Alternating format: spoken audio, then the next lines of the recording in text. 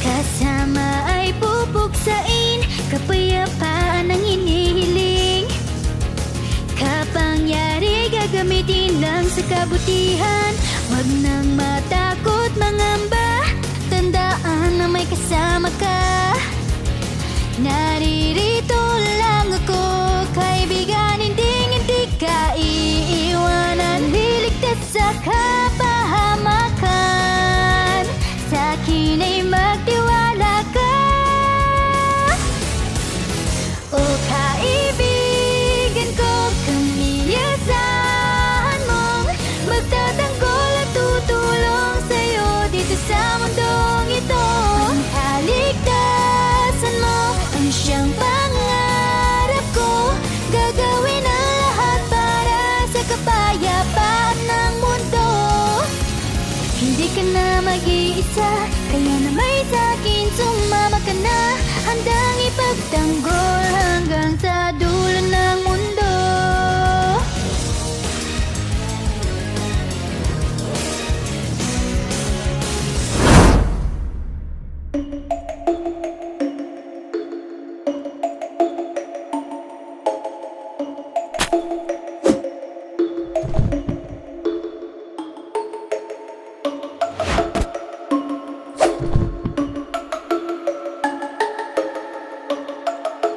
Buti naman at nagising din kayo.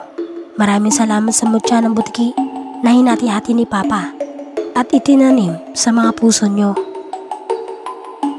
Salamat sa mutya ng butiki. Ito ang dahilan kung bakit kaya naming buuin ang aming mga sarili ng paulit-ulit. Teka, nasaan na si Tyson? Si Tyson ba kamo? Dinukot siya ng babaeng asulang buhok. Kailangan natin siyang hanapin. Magbabayad kayong lahat sa ginawa nyo. Lalong-lalo ka na, tandang egg kaluwag.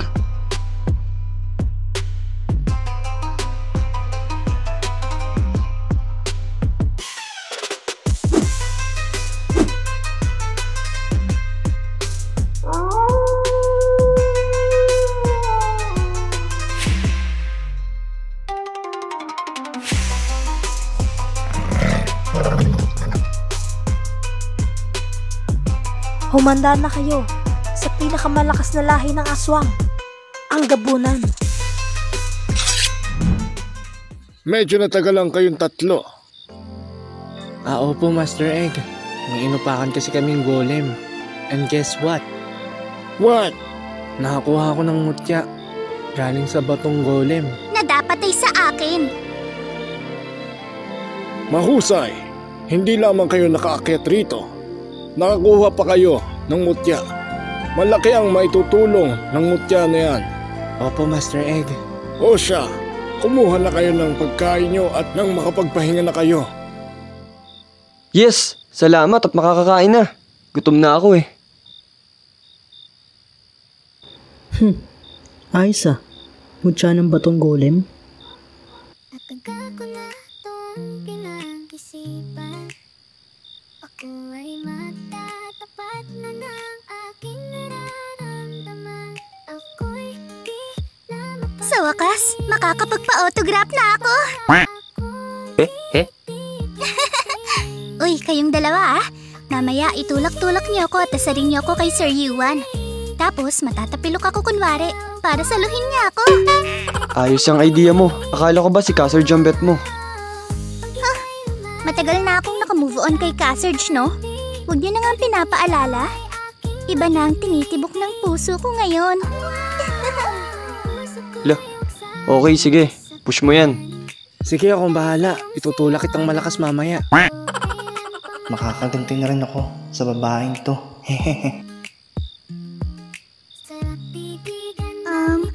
Sir Yuan, pwede ko bang ipasign itong notebook ko?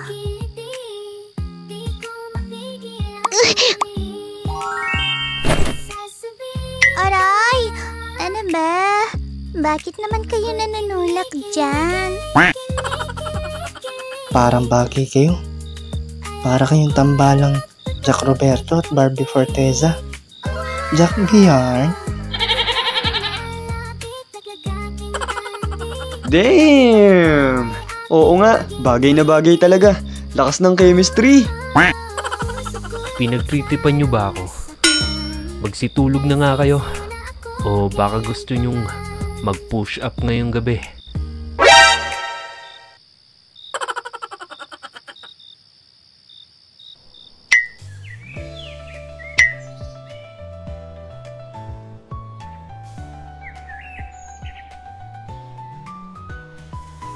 Magandang umaga.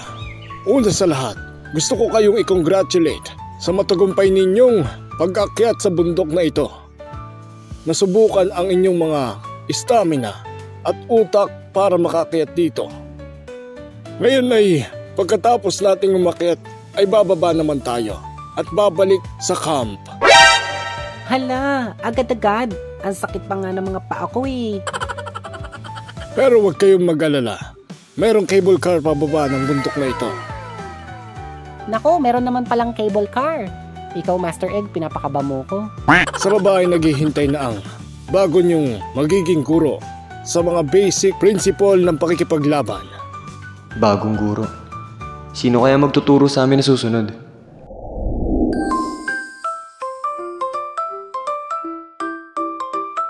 Ang saya talaga! Nakasakay pa tayo ng cable car!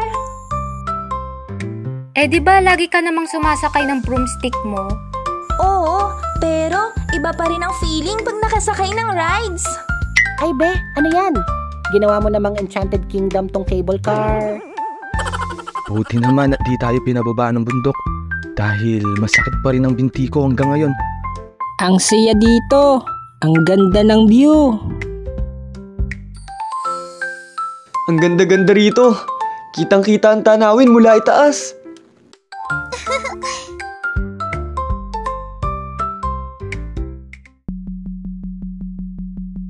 Si Master Egg talaga. Meron naman palang ganito. Pinahirapan pa tayong tumakbo. Ganon talaga. Pagsasanay ito at may gustong ituro si Master Egg sa atin. Anong masasabi mo sa mga estudyante ngayon? Mahuhusay sila. Sa tingin ko, hindi man naabot ng 3 buwan ay malalaman na nila ang mga konseptong kailangan nilang malaman.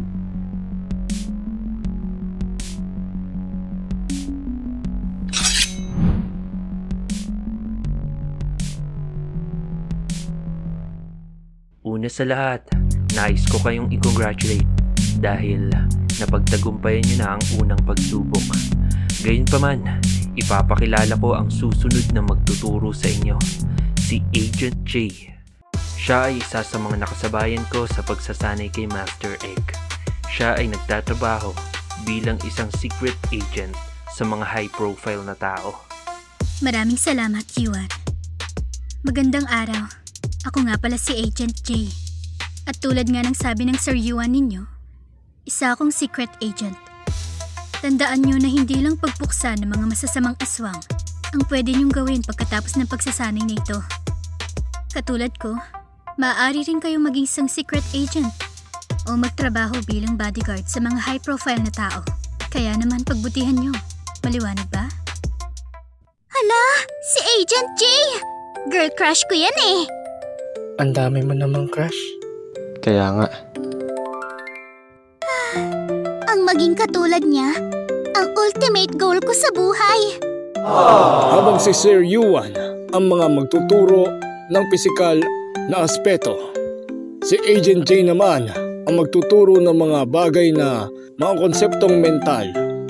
Hala, kaganda naman ang bago namin teacher. Salamat, Master Egg. May katanungan pa ba kayo? Ma'am, ako may katanungan lang. Ano yun? Kung may boyfriend na po ba kayo? Pasensya na pero hindi ko sinasagot ang mga ganyang katanungan. Magtanong lamang kayo tungkol sa pagsasanay nito. Ngayon, kung wala na kayong tanong, magsimula na tayo.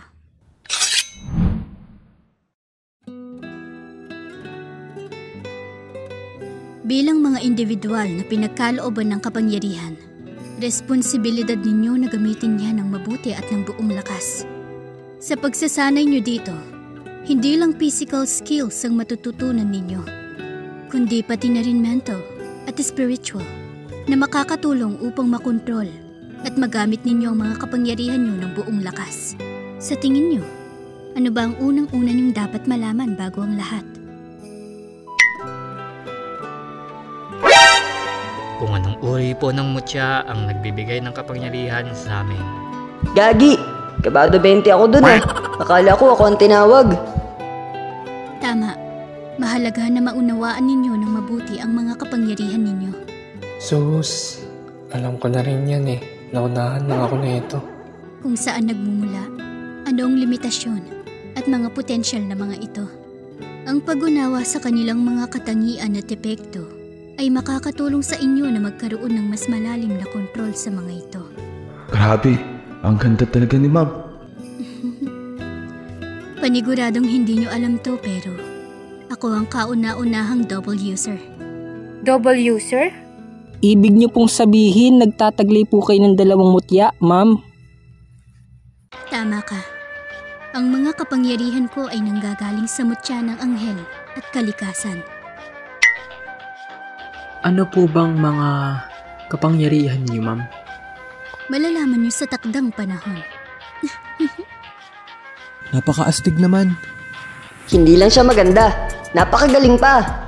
Grabe, ang cool niya, no? Bagay talaga sila ni Sir Yuan. Baby, sa akin si Sir Yuan.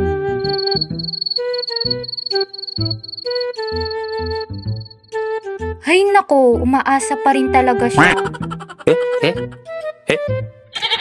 Umayos ka, Bie. Kung ayaw mong kalimutan kong kaibigan kita. Ay, Bi, sorry naman. Pero ma'am, paano nyo pa na magsasabay na gamitin yun? Sa mutya pa lang ng anghel, sobrang laki na po ng bawas sa enerhiya. Kaya nga po, ma'am. Ilang beses ko lang pong nagagamit ang powers ko. After nun, hirap na po akong makagalaw ng ilang segundo. Yun ay dahil hindi nyo pa alam kung paano talaga gamitin ang inyong mga mutya. Ano pong ibig nyo sabihin? Hindi pa talaga kayo konektado sa mga anghel ninyo at sa mismong kalikasan. Kaya, enerhiya nyo lang mismo ang nagagamit ninyo sa tuwing ginagamit nyo ang mga kapangyarihan ninyo. Kung ganun, ano po ang dapat naming gawin? Kinakailangan na alam nyo rin at malinaw sa inyo kung ano nga ba ang layunin ninyo, kung bakit kayo nagsasanay ngayon dito. Ano naman pong connect nun, ma'am? Dahil yun ang nagiging inspirasyon natin para magpatuloy. Tama si Eugene. Ang layunin ng nagiging inspirasyon natin na nakakaapekto sa ating damdamin, emosyon at isipan. Sanayin niyo ang mga sarili ninyo na isaisip pati sa puso ang mga layuning gusto niyo makamit. Sa pamamagitan nito, magkakaroon kayo ng spiritual expansion na makakatulong sa inyong kumonekta sa inyong mga anghel at sa kalikasan. Damdamin ninyo ang kanilang presensya at enerhiya. Nang sa ganun ay inyong magamit at makontrol ang mga ito ng buong lakas. Kung ganun, hindi pa rin pala kami iisa ni Hashmalim. Ganon din kami ni Ophanim. Ngayon alam ko na kung anong dapat kong gawin. Maraming salamat po, ma'am. Walang anuman. Basta lagi nyo lang sa puso ang mga ginagawa ninyo at natitiyak ko na magiging mas malakas kayo. Anyway, doon na nagtatapos ang lecture natin. Kaya naman maganda na kayo sa susunod din yung pagsasanay. Maraming salamat po!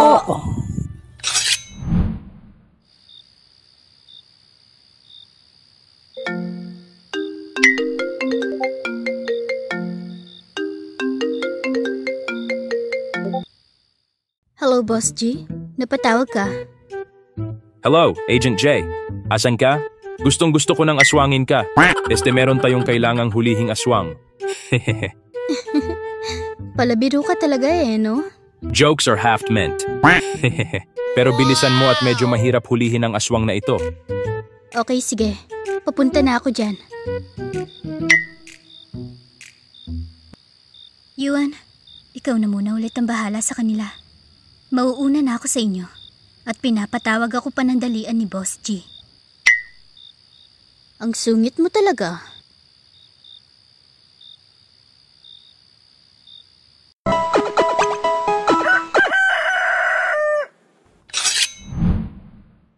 Nawa ay natutunan ninyo kay Agent J kung paano ninyo magagamit ng buong lakas ang inyong mga kapangyarihan. Sir! Ganito ang magiging routine natin. Gigising kayo na maaga at susunod sa mga drills at activities. Pwede rin kayong mamili ng mga gusto ninyong kasparing para masubukan ang mga kakayahan ninyo. At higit sa lahat, ang pinaka-importante, bawal magreklamo. Sir! Kailangan ninyong maging matatag at hindi magpapatalo. Sir! Ngayon, simulan na natin ang susunod ninyong pagsasanay.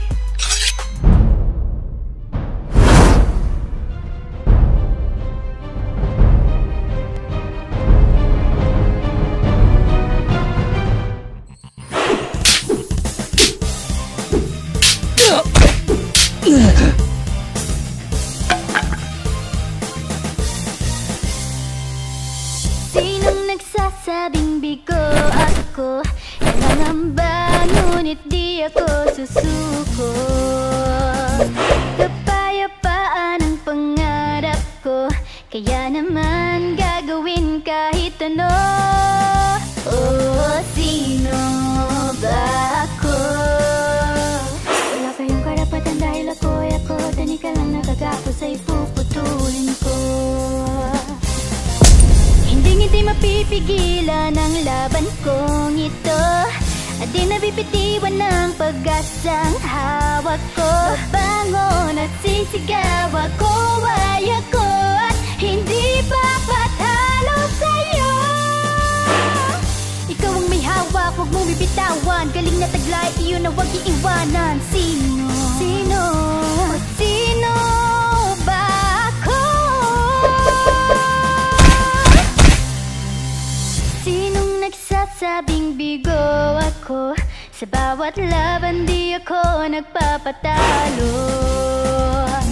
Dugo at pawis iaalay ko, ng tagumpay ay aking matamo. Oh, sino ba ako? Wala kayong karapatan dahil ako'y ako. Tani ka lang natagapos ay puputulin ko. Hindi mapipigilan ang laban kong ito, at di nabibitiwan ng pag-asang hawak ko. Bangon at sisigaw ako ay ako, at hindi papatalo sa'yo. Ikaw ang may hawak, huwag mong bibitawan. Galing na taglay, iyon na huwag iiwanan.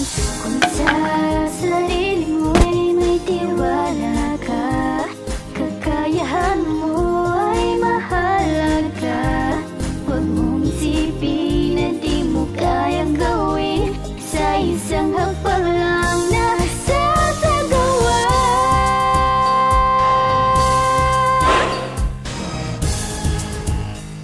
Ang layunin ang aking inspirasyon na nakaka-apekto sa aking damdamin, sa aking emosyon at isipan. Isa-isip at isa-puso. Ang mga ito, damdamin ng enerhiya, Damdamin ng kanilang presensya, at tuluyang maging isa sa kanila.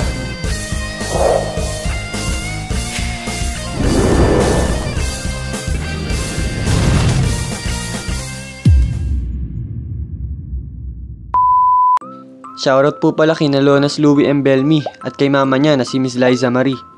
Alexander James Montesino Doton, Mikay Katoto Coronado, Clark John S. Esguera, John Michael Lapanya, Lawrence Madarang. Marami pong salamat sa napaka-warm ninyong mensahe sa akin at nababasa ko po lahat yon. Maraming salamat rin po sa mga nagpadala ng fan art.